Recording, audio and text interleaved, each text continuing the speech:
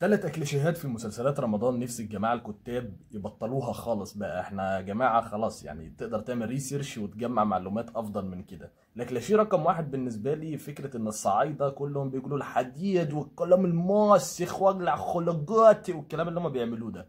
انا واحد من الناس من الصعيد، احب اقول لكم ان اقليم الصعيد ده اقليم كبير جدا. بيبدأ معاك في بني سويف بينتهي معاك في الأقصر وأسوان. أحب أقول لك إن كل منطقة وكل محافظة وكل قرية وكل عزبة وكل مش عارف إيه، كل ناس ليهم لهجة غير بعض. فما تعملش مسلسل صعيدي، اعمل مسلسل أسيوطي، منياوي، سوهاجي، يعني فاهم الفكرة؟ تخصص في شيء. وعلى فكرة ده مش صعب خالص، انت لو جبت اي حد بس كده من المحافظة اللي انت عايز تعملها وتقول له الثقافة عندكم دايرة ازاي، هيرسيك على كل المعلومات ويبقى بسيط. اما تاني حاجة بالنسبة لي فكرة ان انا اعمل مسلسل عن مثلا مش عارف جريمة مش عارف فين يا باشا انا مش مهتم، يعني بعد اذنك، يعني ده نزله في شهر سبتمبر عادي، يعني انت فاهم الفكرة؟ نزله في شوال. احنا عايزين حاجات تبع رمضان تخص رمضان. يعني حتى لو هتعمل حاره شعبيه اعمل فيها اجواء رمضانيه، اعمل اي نيله. يعني انت فاهم، اظهر لي البطل بيصلي ركعه، فاهم يعني؟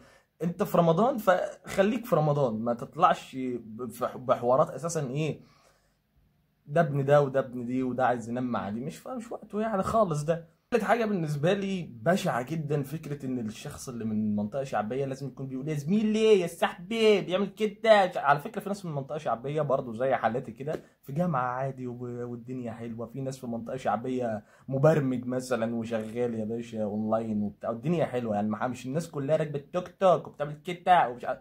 مفيش ده، يعني فاهم الفكرة؟ يا ريت يكون في ايه نوع من انواع التغيير، مثلا نعمل واحد من منطقة شعبية ذوقه حلو مثلا بيتكلم انجليزي، يعني انت فاهم؟ غير علشان هنا، فاهم الفكره؟ وبس كده. لو عجبك الفيديو ما تنساش تعمل لي كومنتس اذا كنت مختلف او متفق معايا في اي حاجه، وتابعني بنزل محتوى يومي عن التمثيل. وسلام.